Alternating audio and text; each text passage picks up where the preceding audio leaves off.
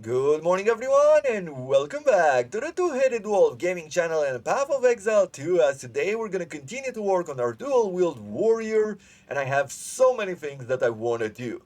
As per usual, I've been farming in between the episodes, gathering a bunch of passive skill points, gathering a bunch of gems, I ascended as well, and I also put aside a few pieces of gear that I'm hoping that we can craft upon and, if we're lucky, get something really good out of it.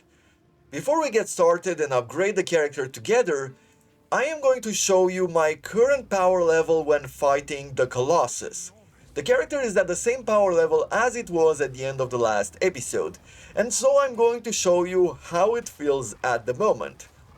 The reason why I'm doing this, the reason why I'm showing you a tiny bit of behind the scenes, is that this is one of those moments where I decide that I have farmed enough and I want to start recording. The reason why is because you can see that my power level is quite low to fight this Colossus. Could I win this fight? Yes, I could. If I was patient enough and I paid enough attention, I could definitely defeat him. Would it be fun though? I say that on that side, probably not. And that's why I decided, let me exit this fight, let's start recording, let's upgrade the character together, and then we can go back to the Colossus, and now we have a reference to compare it to, just to see how does it feel to upgrade your character right, and how does it feel to, maybe make the wrong choices, or at times maybe fall behind in levels, and things like that. Let's start with passives first, and as a quick reminder, I am running with two weapon sets. The first one is focused around physical damage and armor breaking skills, while the second one is focused around fire damage and area of effect. This is the setup that I've been running with since the last episode. The first upgrades that I'm going to get will be focused around one-handed weapons. And so I'm going to be removing the two-handed weapon that I have on my secondary set as well and go back to full dual wielding, but we will get to gear in a second. We're picking the first node, 10% increased damage with one-handed weapons. Then we're gonna get another 10% increased damage with one-handed weapons. And then I'm going to go with Impair, 25% increased damage with one-handed weapons, and attacks have a 10% chance to maim. Maim makes enemies move 30% slower and also reduces their evasion rating by 15%. So overall it's pretty good. We're gonna be moving from 328 damage at the moment to 362 for our mace strike. So that is pretty good. Then I'm going to get an attack speed increase with one-handed weapons of 3%. It's not a lot, but it still matters.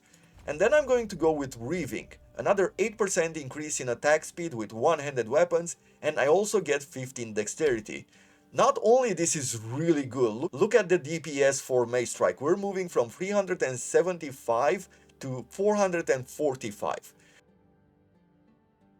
The other thing that is great about picking up Reaving is that I get Dexterity, and Dexterity offers us accuracy. And to be honest, I've been missing a lot of hits lately, and so I'm really happy that I can get this. Not only that, but some of the higher level gear, which provides us with both armor and evasion, requires even more dexterity. With the rest of the points, I want to go towards improving our defensive layer, and so I want Backup Plan. 40% increase evasion rating if we have been hit recently, and 40% increase armor if we haven't been hit recently. And along the way, we are going to get increases in both armor and evasion. And I think that this is really good to help us avoid some damage, especially because we are dual wielding. We don't have a shield, we don't have a block chance in this situation, so if we can get some extra evasion rating on our character at the moment, that would be great. As you can see, I have 36 armor at this moment and 29 evasion, so that is really low. But let's go in this direction. Let's pick a few strength nodes, and we will have only 2 points left to pick 24% armor and evasion.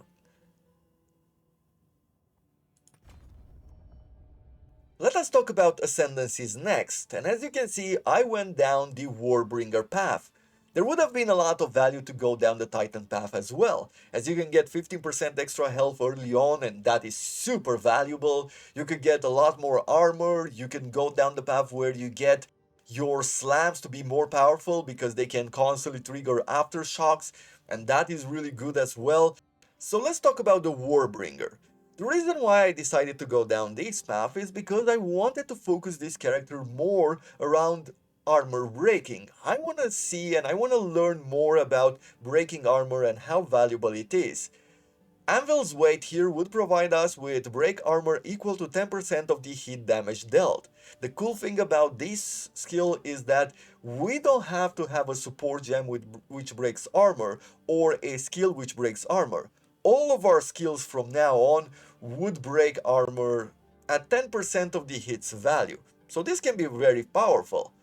The other skill, Imploding Impacts, we would be able to break the enemy's armor below 0.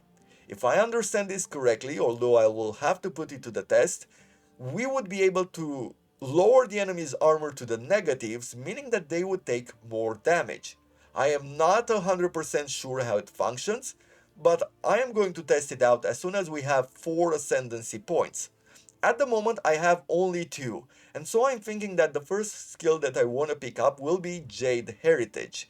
The reason why is because this one will encase us in Jade, which is sort of a regenerating shield that the enemy will have to break down in order to hit us. And I feel like an extra defensive layer could be super valuable. If you are wondering why I'm not picking Anvil's weight at this point, why I don't want that armor break on our normal hits, is because I have the opportunity to get a support gem which breaks the enemy's armor, and we also have this armor breaker skill, and I feel that for right now, I don't need to invest further into it. Finally, if we ever get to the maximum amount of ascendancy point, I could use it to go down Warcolor's Bellow, where corpses in our present explode when we warcry, dealing 25% of their life as physical damage. I feel like this is super powerful as well, and we might decide to change plans at some point and go down this path as well, but either way, as you can see, even this ascendancy has a lot of options for us, and we shall see what we do as time goes by. For now, we're gonna get 20% increase in armor, and then we're gonna get Jade Heritage, and click apply. Now let's talk about gear, and I have 3 helmets which I'm hoping that we can craft into something that is better than our current helmet. It's not that impressive, our current helmet, so I don't think it will be that difficult, but maybe we can hit a jackpot somewhere here. So we're gonna go with Orbs of Transmutation, let's see, 11 lightning resistance, that's good, 53 accuracy, could be valuable, and 90 accuracy. Well, this one is definitely better at the moment, plus this one with lightning resistance, which I like a bit more, since the last boss from this act has a lot of lightning damage. Now let's try to get another modifier on it. 8 maximum mana, 6% increased armor and evasion. That is not good. 11 fire resistance, okay. 12 dexterity, which would mean even more accuracy, but we don't need that much. I think in this situation we're gonna go with the fire resistance. Let's try to Regal Orbit. Upgrades a magic item to a rare item, adding 1 modifier. So I'm hoping that we can get something better here. 35 maximum life, you know what? I like it. I feel like it's a really good upgrade, or not a really good, but a good upgrade nonetheless. Next we're going to go to weapons, and as you can see, I've made a pretty collection here. Most of them are normal or magic quality, so I'm hoping that we can craft something really good with it.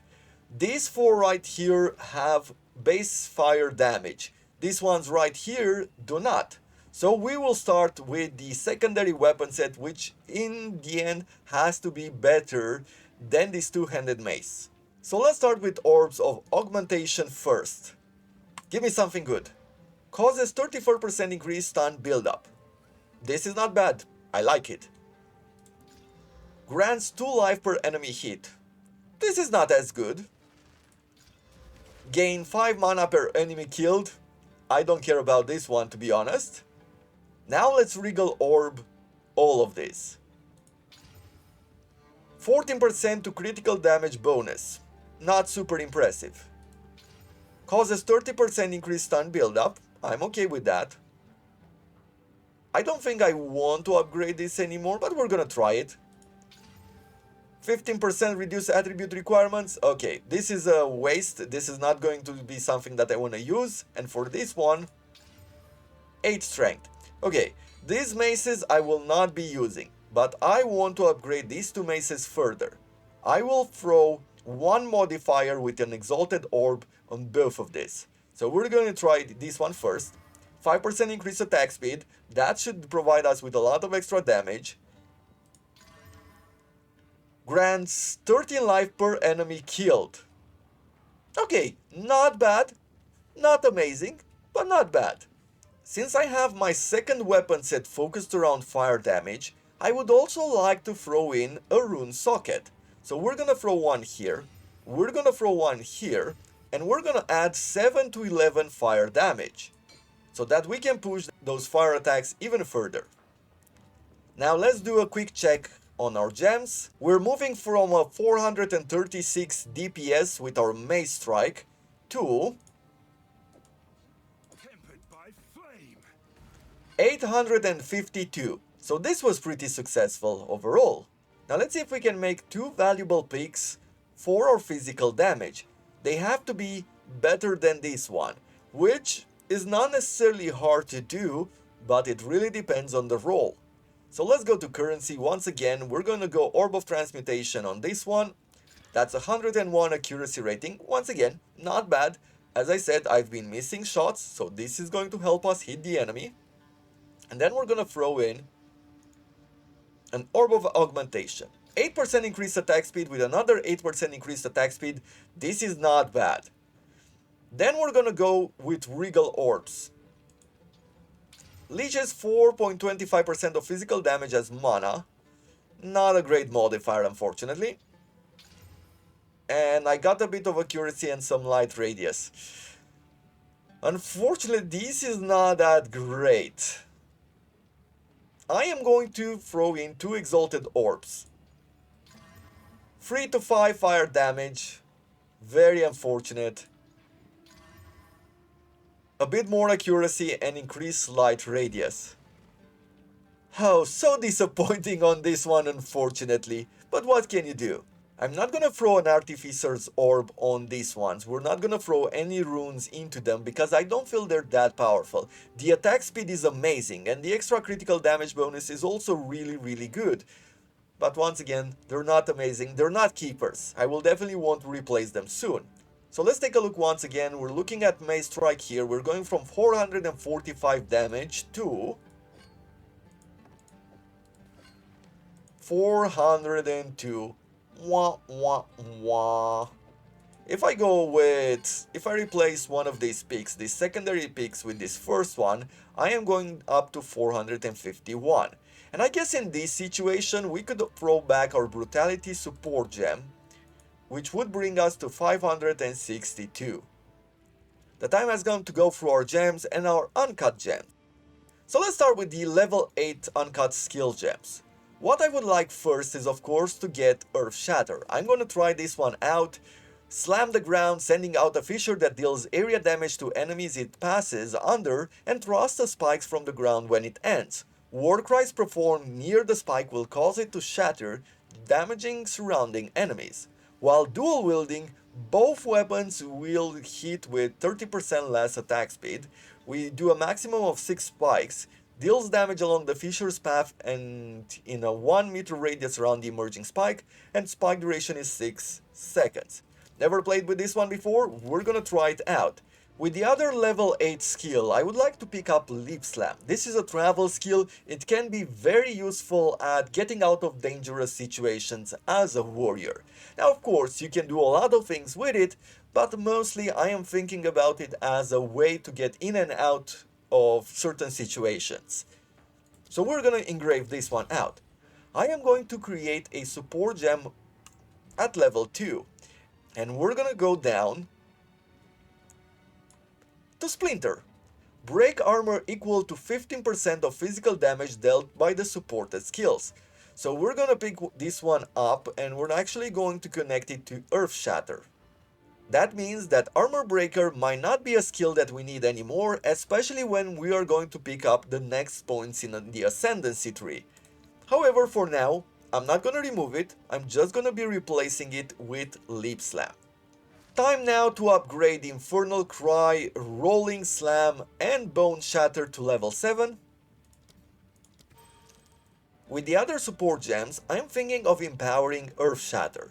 If I can provide it with a lot of power, given that we've just provided it with that support gem which deals armor breaking damage, then this might become our main skill from here on out.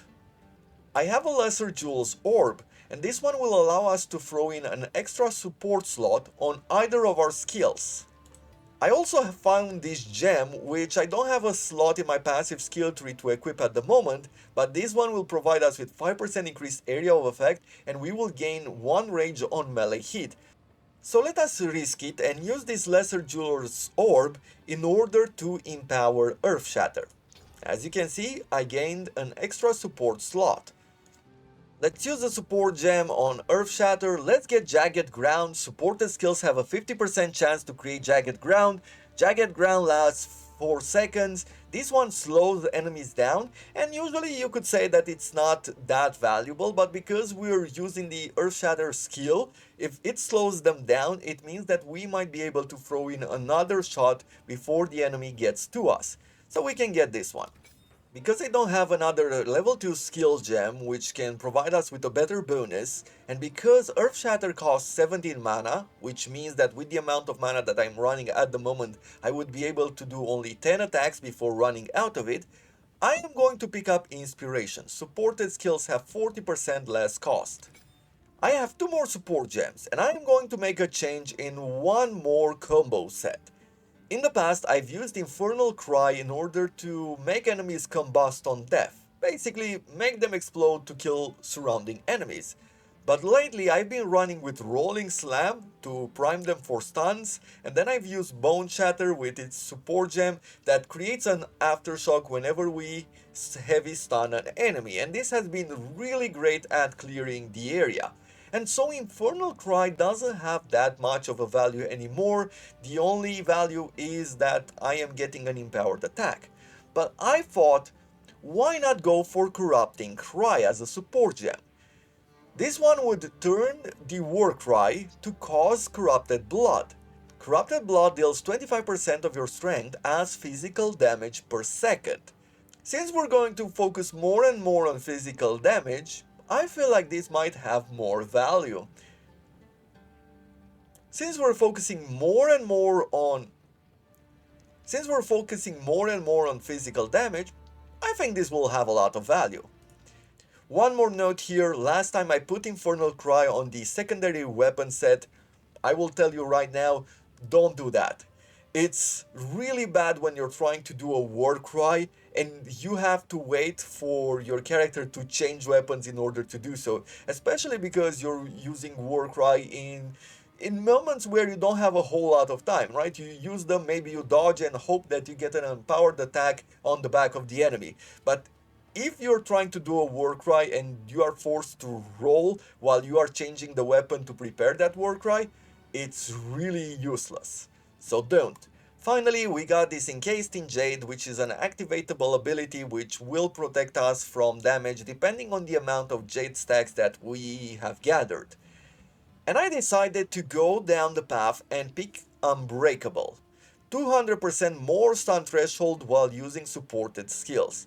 And I thought that I'd be using this skill whenever I'm in a panic situation, and so if I can avoid getting stunned then, this could help us survive bad moments. Okay, let's take on the boss. And I'll be honest, I'm feeling a bit nervous because our crafting didn't turn out super well except for the fire damage equipment. And I'm wondering if I haven't made a few too many changes here that, like somehow it makes it a bit chaotic in playstyle. Oh, that was a bug. As you can see, I'm doing much better on damage. There's another advantage here to using this spike, the fact that I can shoot at the enemy from a distance. Let's try to do the Jade Encasement. Oh yes, this one is the one that actually stops me fully. So the stun threshold support gem that I put on the character is totally useless. I'm also using the shouts, the war cries, in order to break those spikes, so we're causing extra damage. But as you can see, with the normal hits, I am doing quite well. I think there is, like, the armor break on using the spike doesn't seem to be that impressive. Let's see, can I attack from this distance? Yes. So I guess this is an advantage to having these spikes. It's not a huge value, but it is valuable nonetheless. And let's see, if I try to use the physical damage, because I'm not breaking armor, I'm not dealing as much damage. However, if I'm changing to fire damage, it's actually going much better because I'm also immolating the enemy. Overall, we had a lot better luck on using the secondary weapon set, the fire set, plus I threw on it some extra fire gems, so I guess that adds up to all the extra damage.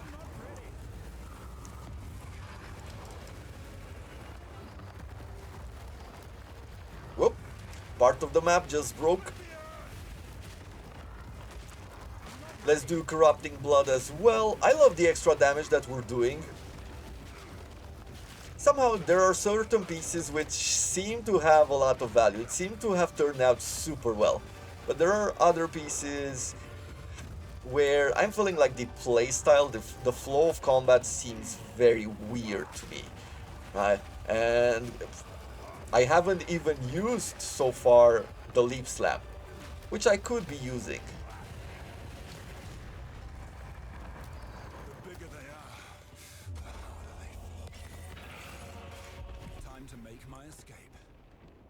During the Colossus fight, I was not too happy with Earthshatter. I mean, it was good to fire at the range when I couldn't get close to the boss.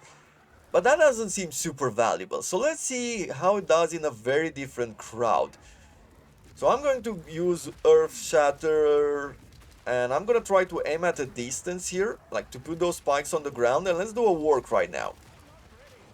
Okay, I can see a few explosions. I can see a bunch of enemies primed for explosions as well. But there's something I don't really like about it. I really thought that this would feel more impressive. Maybe, let's see, if I'm attacking with 30% less attack speed because I'm dual wielding, maybe that is the big problem with it. Maybe if I was to use only one weapon, maybe it's then that it would actually feel better. So let me try to remove one of these weapons, weirdly enough. So I'm going to remove one of them, and let's see how we can do the spikes now. Okay. Well, at least I can understand it now, right? With these sort of quick attacks, then I have the spikes on the ground, I do a war cry, and that made a bunch of explosions, right? So I can somehow combo this up. I can probably put a longer duration on the Earthshatter to have those spikes last for longer, and that will allow me to prepare to do the war cry as well. I'm gonna be honest, I am a bit disappointed, because I really thought at the beginning of the episode that Earthshatter will be one of those skills that will push our build's power to 100% more. Unfortunately, that didn't turn out to be the case. I even offered it the third support gem, and I said that I'm taking a risk, but I didn't know back then that I wouldn't like the skill itself. And there are a few reasons why I think this skill is not working for us at the moment. And I would say that the first one, and maybe the most important one, is that we are not running with the correct setup. Because we're dual wielding, we are attacking with both weapons with 30% less attack speed. So that is a huge penalty there. I guess the better choice here would be to go with a one-handed weapon, or better yet, with a two-handed weapon, because you're getting that extra damage and you're getting the speed, so you can pop those spikes out of the ground constantly. The other choice that could improve this skill further, as I'm thinking about it right now, would be to have another support gem at level 2 or 3, because we could get Longshot, where supported attacks will deal more damage the further the enemy is from us. We could also get Heft. Supported skills have 30% more maximum physical damage, so this could be great as well. And Upheaval is definitely a must-have. Supported skills create 2 additional features, so that means that we are popping out of the ground 3 spikes instead of 1. But getting Upheaval, you can see there that supported skills have 20% less attack speed. So with a dual wield setup, that means that we would be doing 50% less, we would have 50% less attack speed. And that is, I should have looked at the skill better before investing in it. But you know what? Sometimes you take risks, sometimes you get super excited. I'm happy that I tried it out, but I am going to be removing it for the moment and maybe forever as well. I don't think I want it anymore. The next thing that I will do is that I'm going to go to the hooded one and we're gonna refund passives. I don't think encasing Jade is something that I need at the moment. Fighting the Colossus there and fighting a few mobs on the map made me realize that I don't really need it. Not yet. Maybe I will need it in future boss battles, but for the moment I don't think that is the case. So we're gonna be removing it. And now we have a choice to make. Either go with corpses in your presence explode when we war cry, dealing 25% of their life as physical damage, which could have a great value at clearing the area, but I feel that for the moment with rolling slam and with Earthshatter, we have enough crowd control. And thus, it is time to go up. Break 25% increased armor and break armor equal to 10% of the hit damage dealt. So we're gonna be using all of our attacks in order to break armor. We have 3 more passive skill points, which means that we're gonna get another 12% increase in armor and evasion rating. And then we're gonna go with backup plan. With the rest of the points, I will want to increase my survivability, so I am going to go to the right, get Battle Hardened, where hits against us will have 20% reduced critical damage bonus, 20% increased armor and evasion rating, and we're gonna get another plus 5 to our strength and dexterity. And I'm thinking that maybe after that, a final choice here for our defensive layers will be Feel No Pain. 20% increase in armor and evasion rating, and 20% increased stun threshold. The stun threshold is something that I feel at this point that I need every once in a while in order to not have some of our attacks cancelled. So let's invest. I found these 2 weapons as well. One which offers us a lot of physical damage, the other which offers us slightly more physical damage, and it's better than this war pick. And I decided, you know what? Let me throw in an Artificer's Orb. I'm also gonna Regal Orb this Mace of Stunning, which is really powerful. We got 9 to 11 cold damage. That is very unfortunate. This is probably the worst thing that could have fallen on us. And I'm gonna throw an Exalted Orb as well. We got +1 to all melee skills. That is great. And now I'm just gonna quickly go and pick up an Iron Rune and throw it on both of these weapons. And with this setup, we should be able to do a good amount of DPS even with our physical damage. So let's throw this on. 955. So finally we have reached a really good point in our DPS, even though we had a really disappointing start with our physical crafting. The current setup works really well, and I don't know if you have noticed, but I am actually breaking the armor of these enemies quite often. And if I was to be running with a good AoE on my first attack, or look at that, I have 4 scavenge plates already. So we're getting closer to getting that extra protection. I would still love to have an AoE with physical damage, maybe some of the other advanced skills that we unlock. I think on a skill gem at level 11 and then at level 14 we get some other skills, like we unlock the next set of skills. Maybe in one of those we can find a physical AoE that we can fall in love with. I really hope so. But as I'm looking at my normal attacks, I realize that maybe we don't need Armor Breaker anymore. We can use it, maybe on bosses if we want to break the armor quicker, but we don't really need it. Let's make them explode, nice. Yeah, the current setup definitely works really, really well. And I know, on one hand, it's very difficult to change it and to try something new. But I think it's very important to do this in this series, right? It's on one hand for entertainment, and we're learning something about the game so that we can play it better. Now we know how to use the Earthshatter, and I am thinking that in the near future, maybe we're going to make a build out of it. At some point, I'm definitely going to make a build out of it. Now let's see how we deal with this freaking skeleton.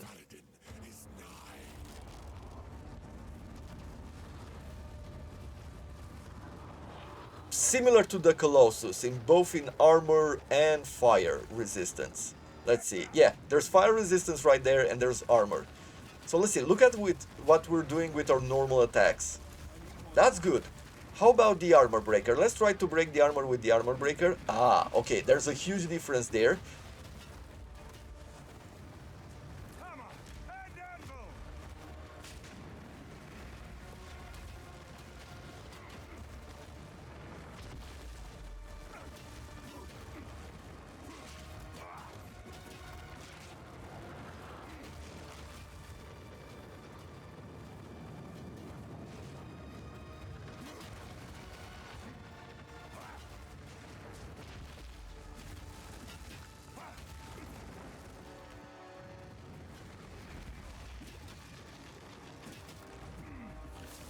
Overall, I don't think we need armor breaker anymore. As I'm looking at it, whenever we are doing an attack, in the same amount of time that it would take us with a single weapon or a two-handed weapon, we're hitting the enemy twice. That means double the armor breaking effect. And that means that if we want to push the armor breaking effect even further than what we can do with our ascendancy, we can take the support gem which we had that offered us armor breaking at 15% or something like that, right? And we can upgrade our mace strike, and we can actually offer it. Yeah, we can actually offer it a 25% armor break in total per hit. That's 50% for the two hits that we get from one swing. That is not bad.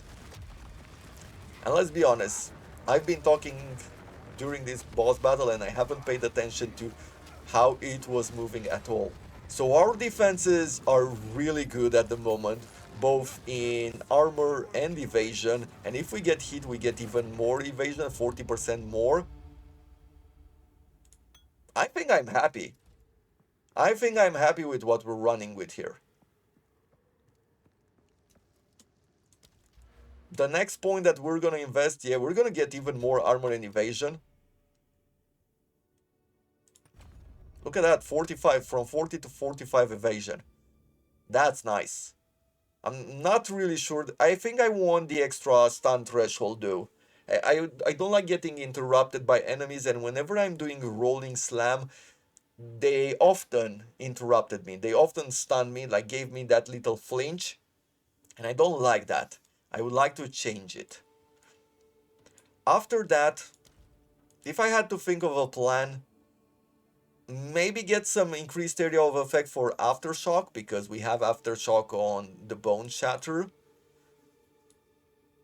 Part of me definitely wants to get here where we get extra damage on our maces. There is up here, if I'm not mistaken, yeah, there are a few more fire nodes, so this would be perfect for our secondary weapon set. Over here we could get some extra elemental resistances plus maximum elemental resistances. So I'm thinking that could be useful as well. Some armor break on this side. Yeah, I'll make a plan. Let's not go through the entire tree. Like, there's a lot. 40% damage with hits at close range. So if we want to make our melee character like super strong, we could get here. Yeah. I think this direction is pretty much where we want to go. Maybe I'll go through this path to get the jewel socket to throw that jewel in. Oh, and I said two more things. I said I wanted this one, right? Giant's Blood. You can wield two-handed maces in one hand. triple attribute requirement for weapons. I believe I'm going to pick this one up. We're gonna go down this path, and I'm going to make this investment. How many points? 1, 2, 3, 4, 5, 6, 7, 8. It's not that far off. We're gonna test that out during the next episode. But that's gonna have to be it for this episode. I really hope you have enjoyed it. I know it was a bit chaotic. I had some expectations in the beginning, that they went away. Crafting went well on one side with our fire set, but went poorly with our physical set. So there were a lot of pieces that didn't fall into place correctly.